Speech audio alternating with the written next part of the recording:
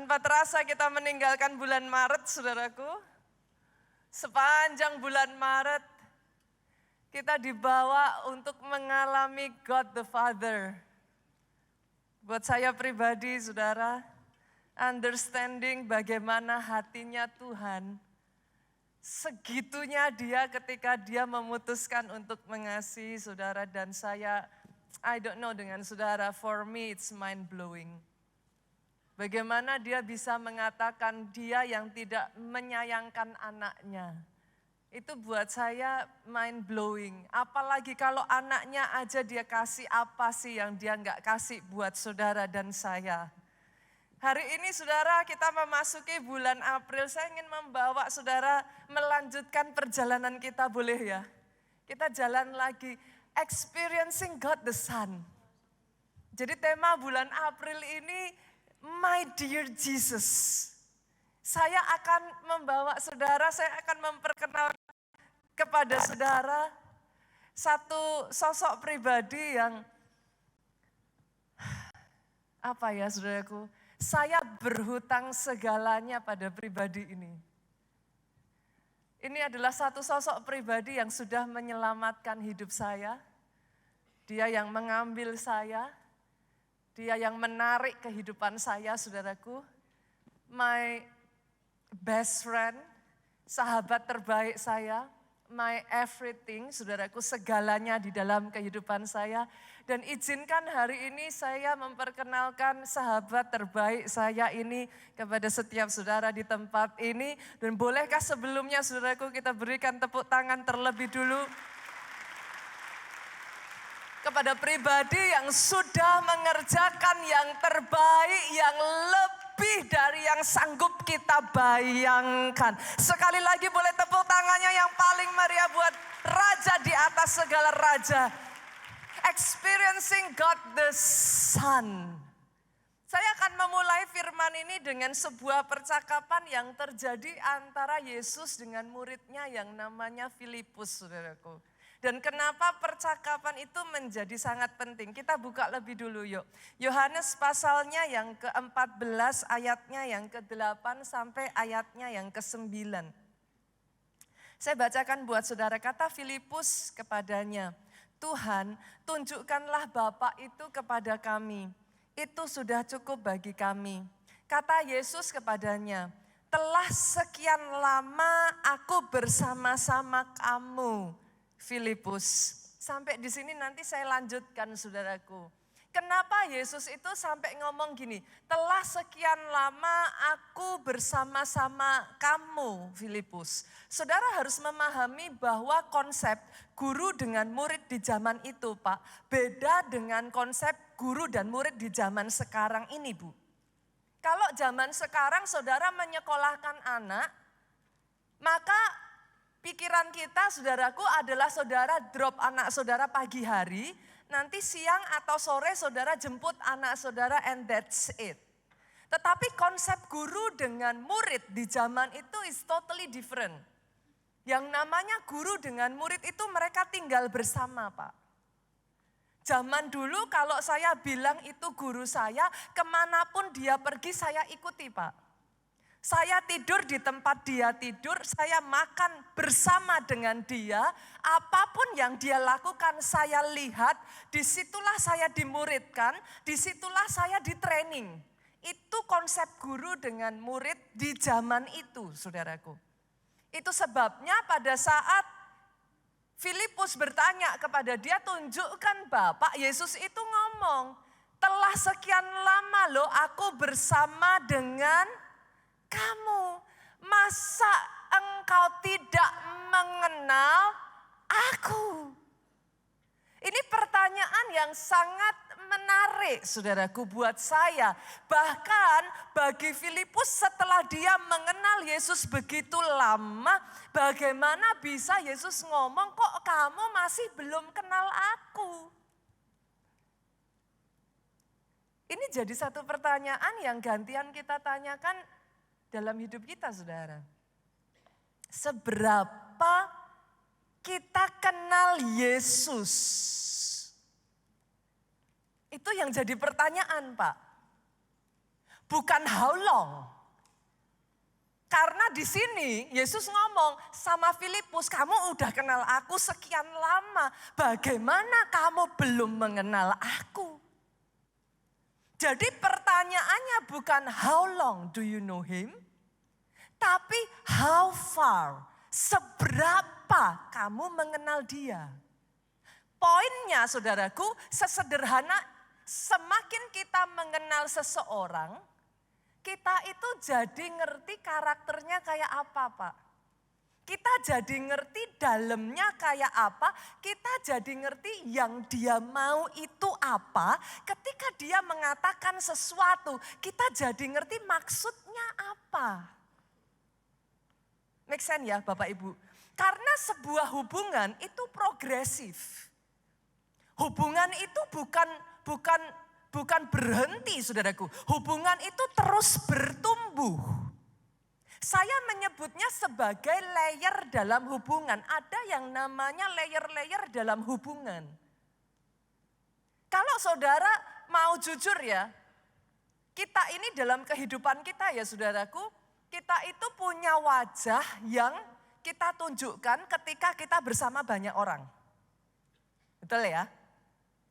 Bisa jadi wajah yang kita tunjukkan ketika kita bersama dengan banyak orang itu Pak, beda loh dengan ketika saudara bersama orang-orang dekat saudara. Make sense enggak saudara? It doesn't mean bukan berarti saudara bermuka dua loh. Enggak. Tapi simply dalam hubungan itu ada layer Pak. Itu berbicara tentang kedalaman hubungannya. Bisa jadi ketika saudara misalkan ya tertarik dengan seseorang, saudara lihat dia di kerumunan orang banyak, dari jauh, saudara akan ngelihat satu sosok yang berbeda. Nanti satu kali saudara pergi bareng, saudara berkesempatan ngelihat dia dari dekat. Pada saat dia bersama dengan orang-orang dekatnya, nanti saudara akan menemukan mungkin sisi yang berbeda dari orang ini. Beda lagi ketika nanti dia bersama dengan pasangannya. Saudara bisa mengerti yang saya maksudkan. Tidak berarti bahwa saudara itu bermuka ganda gitu, bermuka dua. Enggak saudaraku. Tapi itu berbicara tentang layer-layer dalam hubungan. Semakin saudara lama kenal seseorang, setidaknya itu yang diharapkan Yesus, semakin engkau lama kenal. Dalam hal ini Yesus itu menjadi gurunya Filipus bukan yang ketemu jam 7 pagi sampai jam 3 siang saudaraku. No, every single day dia tidur Filipus lihat, dia makan Filipus lihat.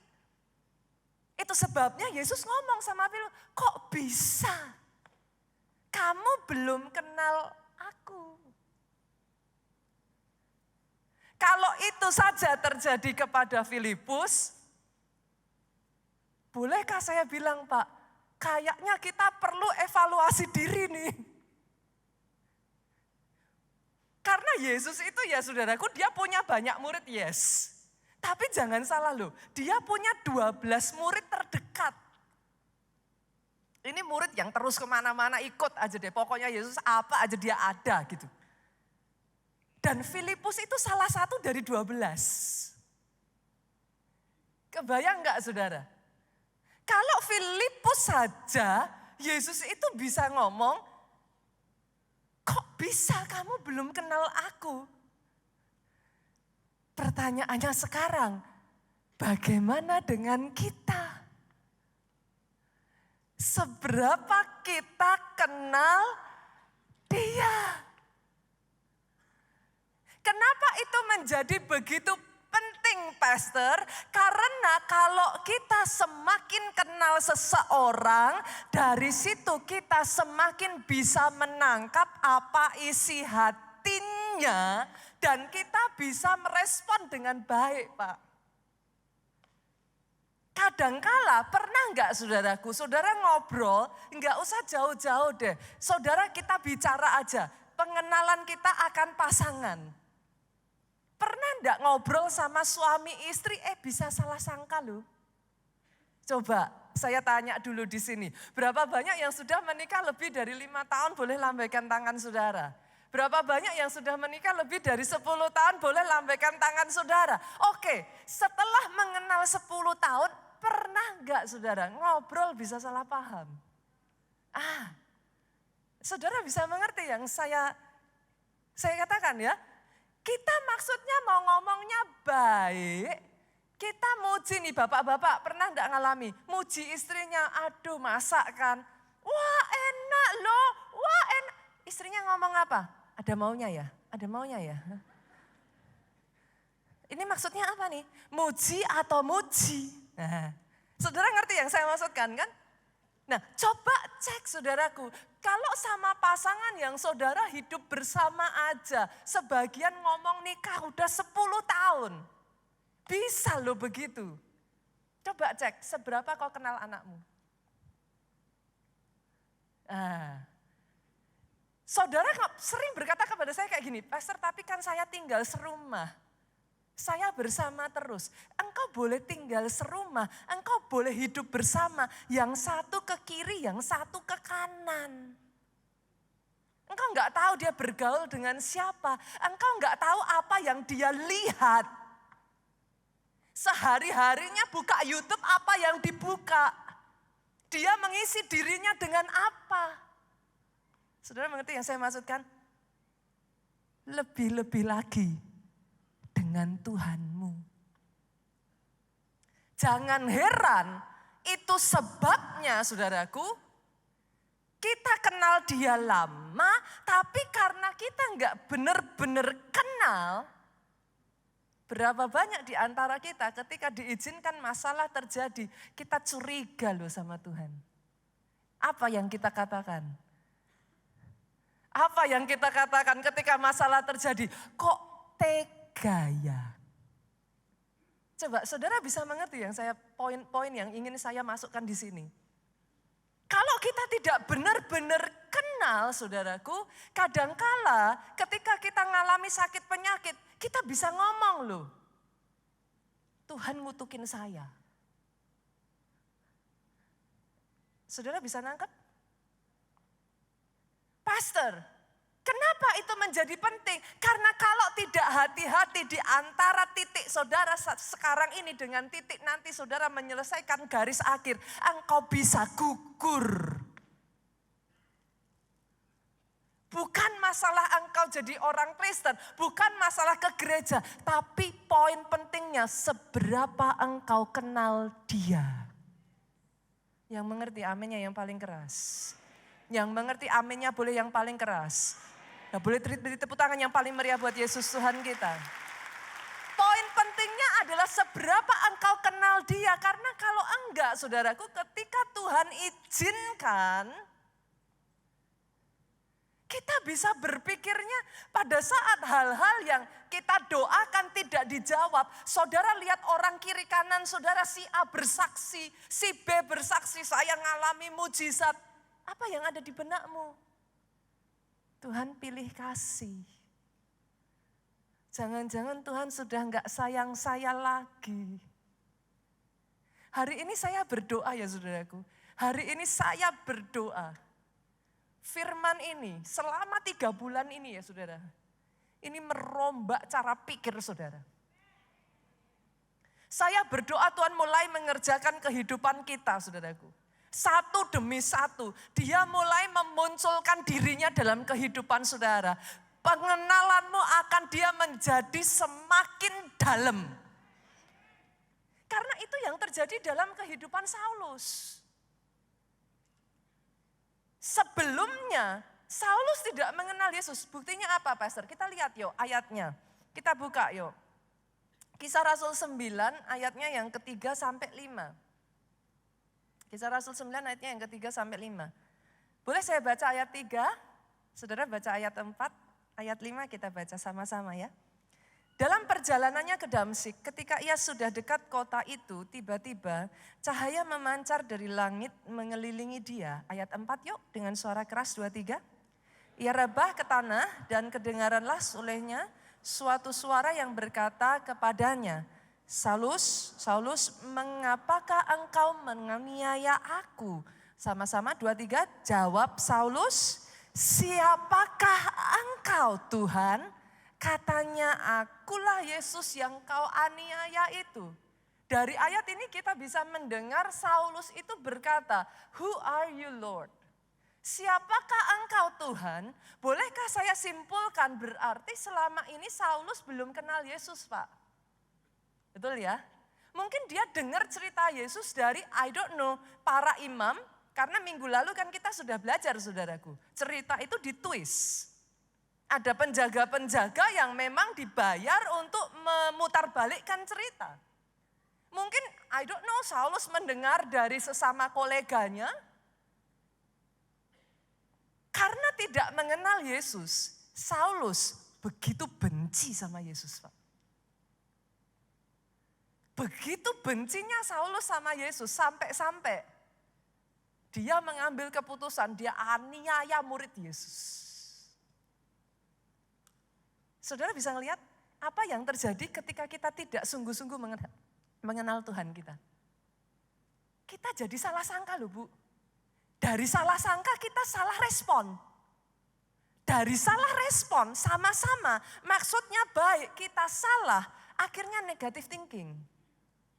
Dari negatif thinking, kalau nggak hati-hati, suami istri aja bisa berujung pertengkaran. Saulus karena dia tidak mengenal Yesus, dia salah pikir. Dia pikir Yesus itu jahat, dia pikir Yesus itu nggak benar, dia pikir Yesus itu sesat. Itu sebabnya dia aniaya murid-murid Yesus. Kita ngelihat apa yang Saulus lakukan dan kita berkata, Pastor, setidaknya saya nggak begitu. Yakin saudara? What do you mean Pastor? Apakah Pastor pikir saya menganiaya Yesus? Saya menjahati Yesus? Coba saudara. Coba kita renungkan ya. Berapa banyak gara-gara kita tidak benar-benar kenal hatinya Yesus. Tuhan kasih perintah jauhi dosa. Berapa banyak orang di luar sana berpikirnya apa? Tuhan jahat. Merampas kemerdekaan saya. Jadi orang Kristen tuh gak enak. Apa-apa gak boleh, apa-apa gak boleh. Saudara bisa mengerti yang saya maksudkan?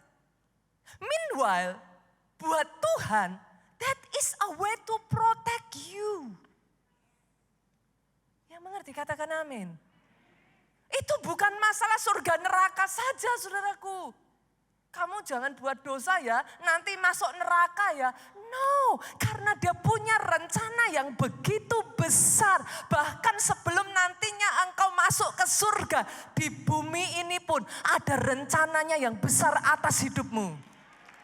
Oh, tepuk tangannya boleh sekali lagi yang paling meriah buat Yesus Tuhan kita. Tapi karena nggak kenal hatinya, kita curiga. Ah Yesus Tuhan maunya cuman membatasi aja, ini nggak boleh, itu nggak boleh. Kuno, nggak fun. Kristen itu nggak fun.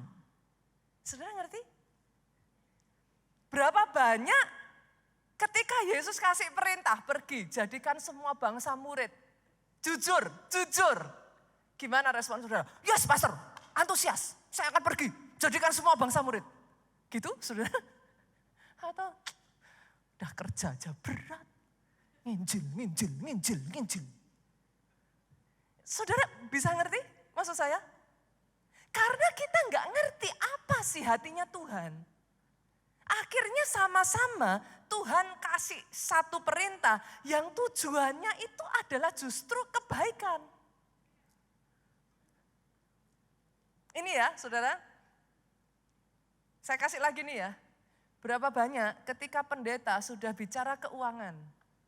Nah, perpuluhan, persembahan, alarmnya bunyi. Kalau Maleakhi udah dibaca langsung. Coba saudara renungkan. Kalau Maleakhi 3 ayat 8 dibaca. Bagaimana kamu bisa menipu Allah, merampok Tuhan? Berapa banyak orang, saya tuh nemuin ya saudaraku, kadang saya nggak habis pikir.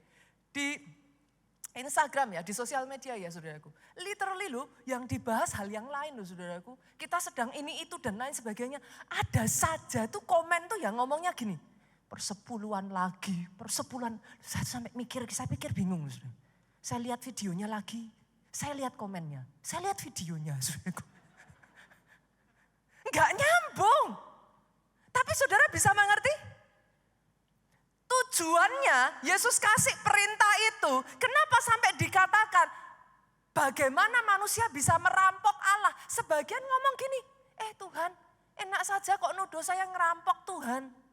Ada yang berpikir bisa begitu? Ada yang berpikir Tuhan tuh kok tega sekali sih, udah hidup susah, perjuangan berat, masih disuruh ngasih persepuluhan. Kalau enggak hati-hati sama seperti Saulus saudaraku. Loh jujur, akhirnya kan pendetanya ikut dibully tuh. Loh coba, ayo. Berapa kali? Kalau jujur tanya ya saudaraku, akhirnya yang kena siapa? Nah, pendetanya yang kena toh. Nah, ini akalannya pendeta. Ini paling nanti uangnya masuk kantongnya pendeta. Lah, saudara bisa melihat? Karena tidak mengenal, padahal buat Tuhan ketika dia mengatakan demikian, hatinya adalah all for you. Ketika dia berkata engkau merampok aku, bukan ngambil uangnya Tuhan, no. Tapi Tuhan itu terikat pada perjanjiannya. Ketika kita memilih untuk keluar dari perjanjian itu, sebuah perjanjian itu dua belah pihak. Satu pihak tidak melakukan bagiannya, maka dengan sendirinya perjanjian itu batal. Saya berdoa ya saudaraku, I wish hari ini ya, saudara bisa melihat, saudara mengenal, mengalami dia secara pribadi. Karena ketika Saulus yang sama, yang tadinya belum mengenal dia, menganiaya Yesus, menganiaya murid-muridnya. Coba lihat saudaraku, apa yang terjadi ketika hari itu saudara, Saulus ketemu dengan Yesus. Kita buka ayatnya di dalam Filipi 3 ayatnya yang ke-7 sampai ke-9. Saya akan bacakan kepada saudara terjemahan masa kininya saudaraku. Saulus yang sama yang tadi ngomong seperti itu, sekarang dia ngomong apa? Tetapi karena Kristus, maka semua yang dulu, saya ganti kata saya dengan aku ya saudaraku, supaya lebih enak aja. Maka semuanya yang dulu aku anggap sebagai suatu keuntungan, sesuatu yang menguntungkan, sekarang menjadi sesuatu yang merugikan. Bukan saja hal-hal tersebut, tetapi malah segala sesuatu aku anggap sebagai hal-hal yang hanya merugikan saja. Yang aku miliki sekarang ini adalah lebih berharga, yaitu mengenal Kristus Yesus Tuhanku. Karena Kristus maka aku sudah melepas segalanya. Aku menganggap semua itu sampah saja supaya aku bisa mendapat Kristus. Saudara melihat betapa besarnya perubahan yang terjadi? Kenapa saudara? Sekarang Saulus matanya terbuka. Ada momen di mana mata Saulus itu dibutakan secara jasmani. Tapi di saat itulah saudaraku, mata rohnya terbuka. Dia melihat betapa ajaibnya, betapa dahsyatnya, baiknya, luar biasanya Kristus dalam hidupnya. Hari ini saya berdoa saudaraku, setiap layer-layer selubung yang selama ini menutup dalam kehidupan saudara dibukakan. Di dalam nama Yesus, setiap kecurigaan, setiap kekecewaan, di dalam nama Yesus, kesalahpahaman dihancurkan. Sampai di satu titik ya saudara, layer demi layer itu terbuka. Now you can see him. Nah, saya akan masuk pada poin utama saya nih sekarang. Pertanyaannya, setelah layer-layer itu terbuka, who is he? Siapa dia? Siapa Yesus? Hari ini saya akan membagikan 2 poin saja, saudaraku. Tapi honestly ya saudara, saya percaya khotbah-khotbah yang seperti ini, itu khotbah-khotbah yang sangat penting untuk pertumbuhan rohani seseorang. Who is he? 2 hal saudaraku. Yang pertama saudara, he is the Messiah. Dia itu Mesias, Yesus adalah sang Mesias. Kita buka Lukas pasalnya yang ke-9. Lukas pasalnya yang ke-9, ayatnya yang ke-18 sampai ayatnya yang ke-20. Yang sudah ketemu boleh katakan amin. 18 saya bacakan, 19 bantu saya ya saudara. 20 kita baca sama-sama. Pada suatu kali ketika Yesus berdoa seorang diri, datanglah murid-muridnya kepadanya. Lalu ia bertanya kepada mereka, kata orang banyak, siapakah aku ini? 19 yuk dengan suara keras, 23. Jawab mereka, Yohanes Pembaptis. Ada juga yang mengatakan Elia. Ada pula yang mengatakan seorang dari nabi-nabi dahulu yang telah bangkit. 20 sama-sama 23. Yesus bertanya kepada mereka, menurut kamu, jawab Petrus, menurut kamu siapakah aku gini? Saudaraku, ini adalah pertanyaan yang jarang ditanyakan. Kenapa? Karena sekarang saudara sudah jadi orang Kristen. Tapi kalau hari ini pertanyaan ini ditanyakan kepada saudara, orang luar menganggap dia sebagai nabi. Ada yang menyebut dia guru, ada yang menyebut dia mungkin tokoh berpengaruh di zamannya. Tapi kalau hari ini Yesus berdiri di depan saudara dan dia bertanya, menurutmu siapa aku? Saya nggak tahu apa yang jadi jawaban saudara. Karena hari-hari ini ada loh yang bahkan imannya goyah. Ketika pertanyaan ini ditanyakan, saudara tidak lagi bisa menjawab. Saudara hanya bisa terdiam dan saudara berkata, Pastor, to be honest, I don't know. Saya nggak tahu. Ini pertanyaan yang Yesus tanyakan, menurutmu siapa aku ini? Dan amazingnya hari itu, Petrus menjawab satu jawaban yang sangat luar biasa. Engkau Mesias yang dari Allah. Saudara tahukah saudara, kata Mesias itu adalah bahasa Ibrani. Yang punya arti yang sama kalau di dalam bahasa Yunaninya Kristus. Jadi ketika saudara berkata Yesus Kristus, itu sama seperti saudara itu ngomong Jesus the Messiah. Artinya Yesus Kristus itu adalah kata Kristus. Itu berarti yang diurapi. Kata yang diurapi itu berarti yang di-assign. Yang ditugaskan, yang diberikan mandat. Kok bisa gitu Pastor? Karena zaman itu saudara, masih ingat gak ketika Daud didoakan oleh Elia untuk menjadi raja, apa yang dilakukan Elia? Diurapi saudara. Jadi kata yang diurapi itu punya arti dia yang diberikan mandat. Yesus Kristus adalah dia yang diurapi untuk menyelamatkan umat manusia. Sampai di situ saya yakin kita bersama tahu ya saudaraku.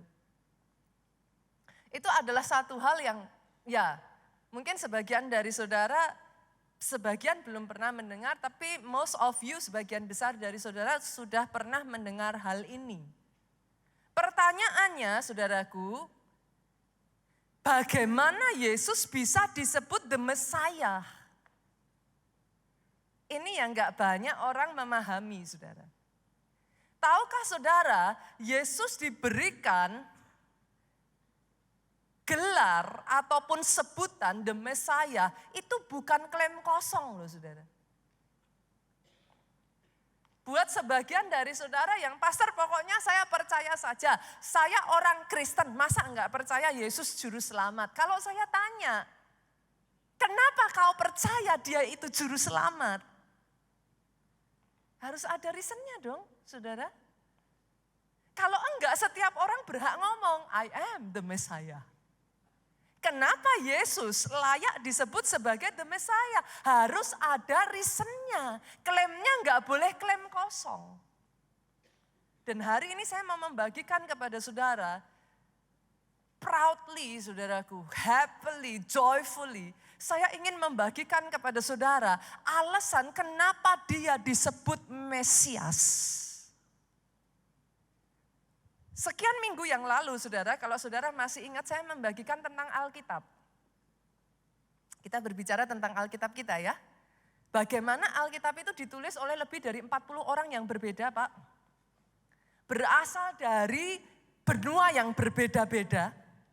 Melalui jarak waktu yang bisa dikatakan lebih dari 1.500 tahun Pak. Oke? Jauh sekali. Tapi hebatnya, Alkitab yang ditulis oleh orang yang berbeda dari sudut latar belakang orang yang berbeda. Ada yang petani, ada yang nelayan, ada yang raja, ada yang nabi. Berbagai macam jenis profesi saudaraku, melalui 1.500 tahun ini saudara. Dia punya kesamaan tema. Kesamaan temanya apa? Keselamatan untuk umat manusia. Di dalam Alkitab, kalau saudara membaca di seluruh Alkitab dari perjanjian lama sampai ke perjanjian baru, saudara akan menemukan kesamaan tema ini.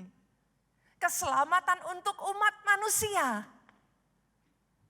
Itu sebabnya kalau saudara membaca di dalam perjanjian lama, saudara akan menemukan yang saya sebut sebagai nubuatan mesianik. Nubuatan tentang Sang Mesias. Karena memang itu sudah direncanakan sama Tuhan sejak dari dulu saudaraku. Nah inilah yang saya ingin mengajak saudara untuk melihat.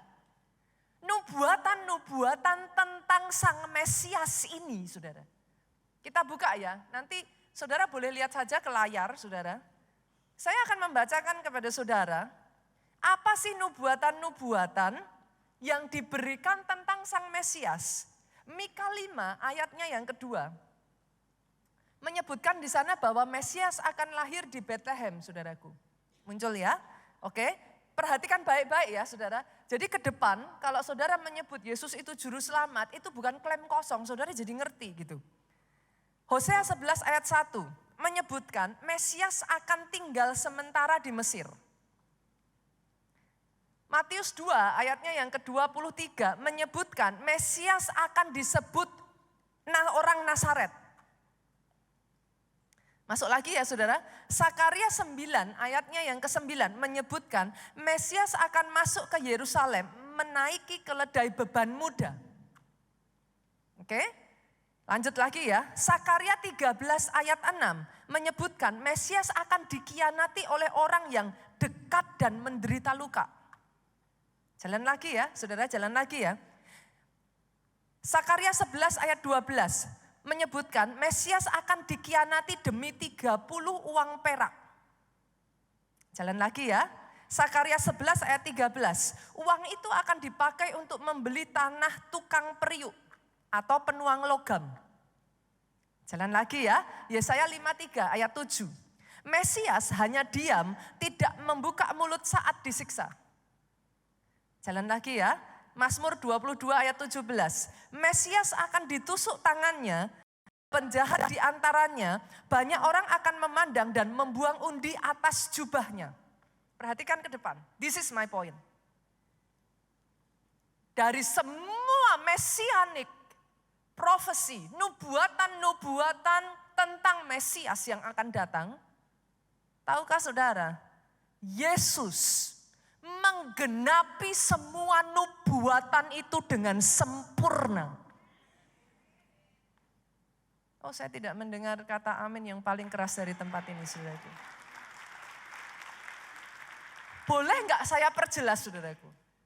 Karena saya merasa wow-nya saudara dengan wow saya berbeda. Saya perjelas ya. Seorang ahli matematika saudara, membuat satu perbandingan. Namanya adalah Peter Stoner saudara.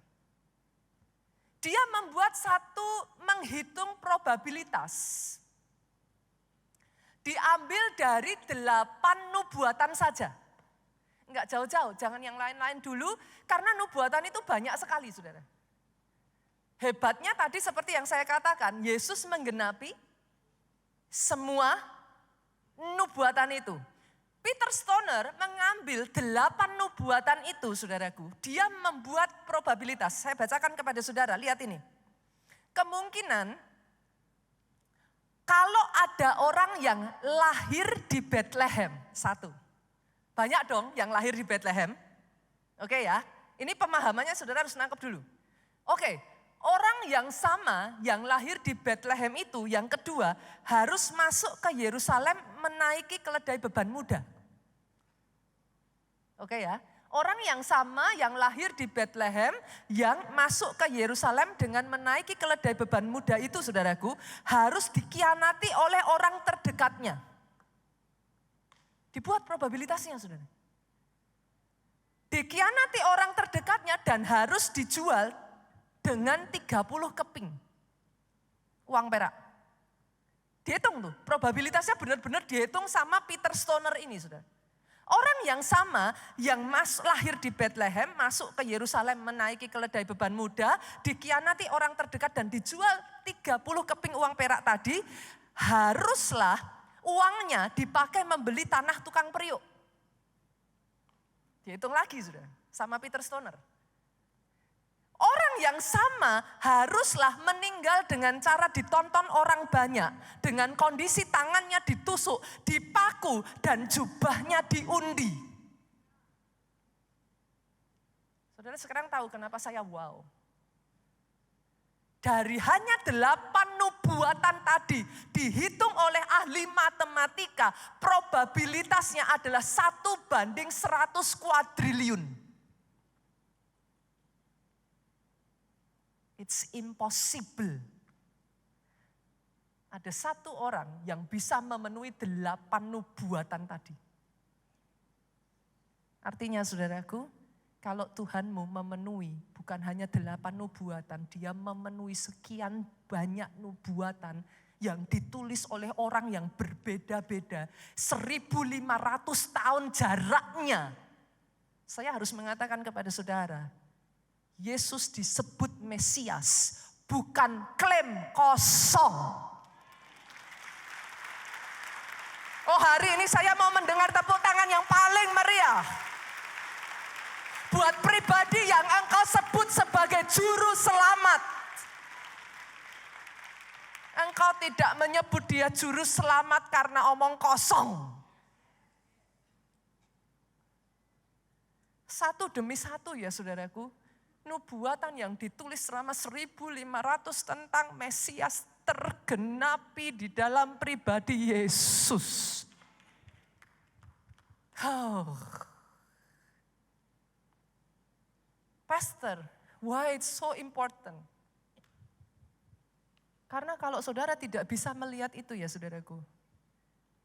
Orang yang sama bisa pass by di depan saudara dan saudara akan miss. Itu yang terjadi beribu-ribu tahun yang lalu. Yesus yang sama hidup di tengah-tengah mereka dan banyak orang melewatkan. Saya berdoa hari ini kau bisa melihat. Who is he? Siapa dia? Karena kalau saudara bisa melihat, he is the Messiah, dia juru selamat. Saya harus katakan ini, tidak ada satu dosa pun yang dia tidak bisa ampuni.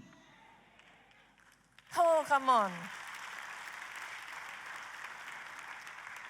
Buat saudara yang hari ini kau berkata, Pastor, Apakah saya layak pastor? Engkau yang terus dihantui masa lalu saudara. Pakai kebenaran yang saya bagikan kepada saudara. Berbicara kepada iblis. Katakan kepada masa lalumu. It is finished. Sudah dibayar lunas. Oh come on. Tepuk tangannya boleh yang paling meriah buat raja di atas segala raja. Dia Mesias, bukan klaim kosong. The next time saudara berbicara Yesus, the next time ada orang yang berkata kepada saudara, dia hanya sekedar nabi. The next time orang berkata kepada saudara, engkau hanya dibohongi. You have the answer. Dan izinkan saya membagikan kepada saudara, kebenaran yang kedua, who is he? Saya harus mengatakan ini kepada saudara. Dia 100% manusia saudaraku. Dan dia 100% Allah. Kebenaran ini banyak orang yang tidak bisa menerima dengan begitu saja saudaraku. Understanding bagaimana seseorang itu bisa 100% manusia dan 100% Allah itu something yang beyond belief. Itu mind blowing, sesuatu yang kayak susah untuk dipercaya. Tapi tahukah saudara kenapa kebenaran bahwa Yesus itu 100% manusia dan dia 100% Allah itu begitu penting. Saudara harus nangkep dulu. Saudara harus bisa menarik garisnya dulu. Perhatikan ini saudara. Karena kalau dia hanya 100% manusia saja, maka dia tidak kompeten disebut Mesias. Kok bisa? Roma 3 ayat 23 mengatakan, semua manusia sudah berbuat dosa. Saudara dan saya seharusnya tinggal di Indonesia, saudara familiar dengan konsep penebusan loh. Karena saudara sepupu kita masih melakukannya. Zaman dulu saudara, kalau orang berbuat salah, supaya dia bisa dibenarkan, dia harus mengorbankan satu korban, supaya itu bisa menghapus kesalahannya. Yang gak banyak diketahui orang, dan sekarang ini sudah semakin degradasi, di zaman itu aturannya saudaraku, korban yang dikorbankan itu gak boleh sembarangan korban loh saudara. Dia harus dibesarkan dari tangan saudara. Saudara ngorbanin sapi tetangga mah gampang. Saudara mengerti yang saya maksudkan? Bagaimana kalau anjing yang tidur bersama dengan saudara, makan dari tanganmu, dia meluk engkau, pada saat engkau nangis dia ada bersama dengan engkau, that's a different story. Saudara mengerti yang saya maksudkan di sini? Itu sebabnya kenapa nggak boleh sembarangan.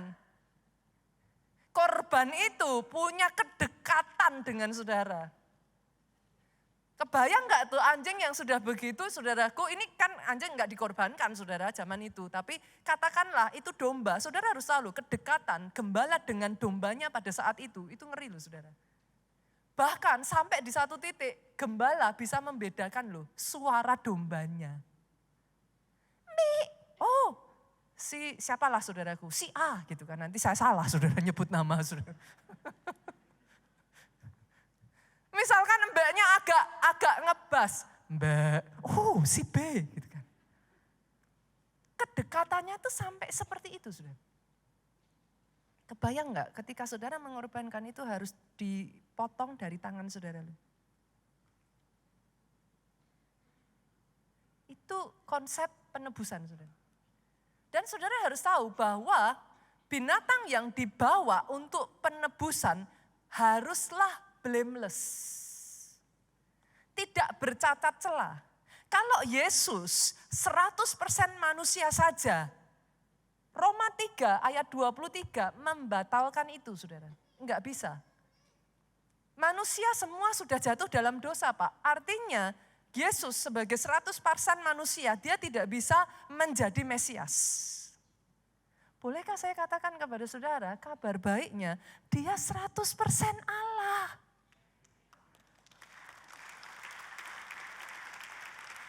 Tapi saudaraku, jadi menyenangkan. Kalau dia 100% Allah, dia juga nggak bisa jadi Mesias. Dia nggak memenuhi syarat. Kenapa? Karena kalau dia 100% Allah, dia nggak boleh menggantikan posisi saudara sebagai manusia. It's not fair. Saudara mengerti yang saya maksudkan? Disitulah saya bawa kabar baik lagi. Dia 100% manusia. Saudara bisa melihat bagaimana rencananya Tuhan untuk penebusan saudara dan saya. Itu amazing.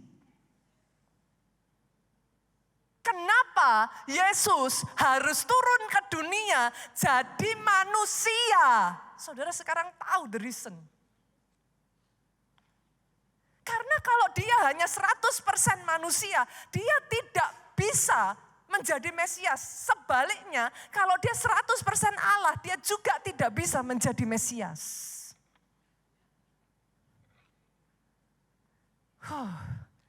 I don't know with you ya saudaraku, kebenaran ini buat saya mind blowing. Sejak momen di mana Adam jatuh di dalam dosa, dia sudah merencanakan itu satu persatu dengan teliti. Dia menuntun satu demi satu dengan teliti. Ribuan tahun dia kirim nabi-nabinya, dia kirim utusannya, dia kirim nabi-nabinya untuk menubuatkan. Dan semuanya itu ditemukan dalam pribadi Yesus. Oh, tepuk tangan sekali lagi. Boleh yang paling meriah buat Yesus Tuhan kita serukan haleluya. Pemain musik boleh maju ke depan saudaraku. Hari ini saya berdoa ya saudara. Do not miss it. Jangan lewatkan. Kadangkala, kalau kita tidak mengenal dia secara pribadi ya saudara, kita bisa salah paham loh. Kalau kita tidak mengenal siapa dia, berapa banyak seringkali dalam kehidupan kita ini ya, kita mengecilkan kemampuan Yesus loh. We belittle him. Di momen-momen di mana diizinkan saudara mengalami masalah, saudara mempertanyakan, di mana Tuhan, bisakah Tuhan menolong saya? Apakah Tuhan masih mengasihi saya?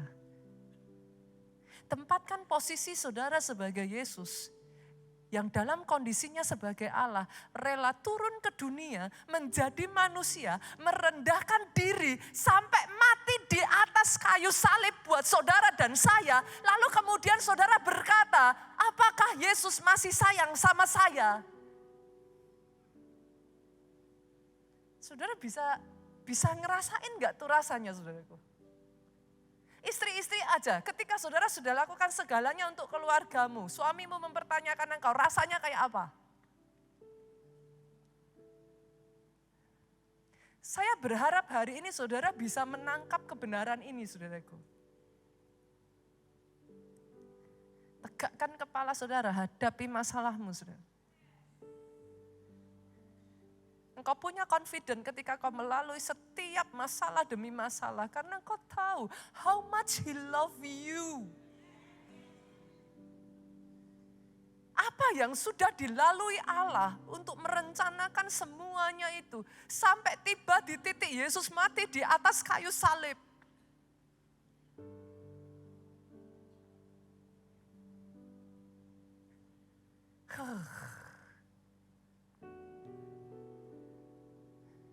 Sejak dari hari ini saya perkatakan, pengenalan itu dibukakan dalam kehidupanmu. Kekristenanmu tidak lagi cetek, kekristenanmu tidak lagi shallow. Engkau tidak lagi mempertanyakan perintahnya. Tahukah saudara kenapa Abraham berbeda dengan yang lain? Kebayang gak saudaraku? Abraham diminta Tuhan untuk mempersembahkan anaknya loh.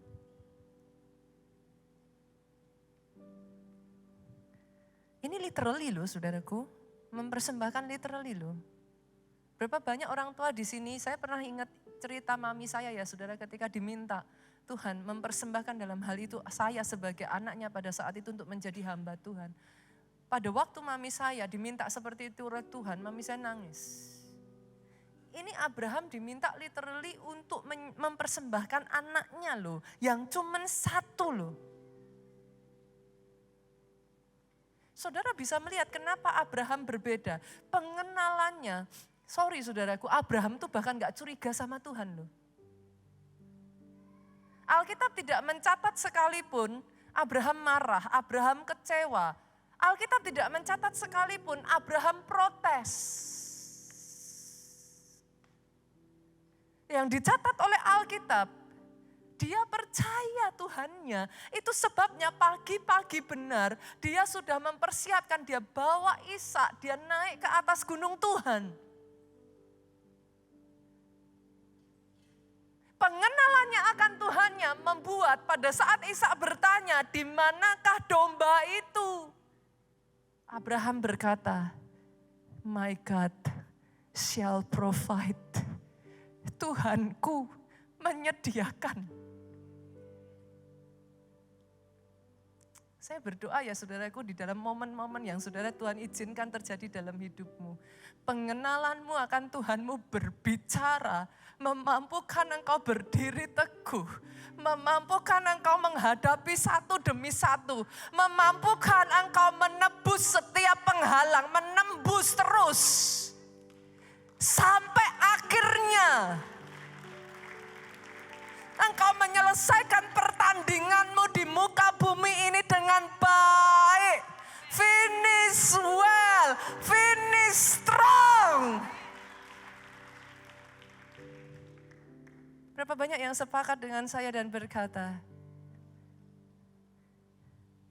dia dahsyat, Lester. How great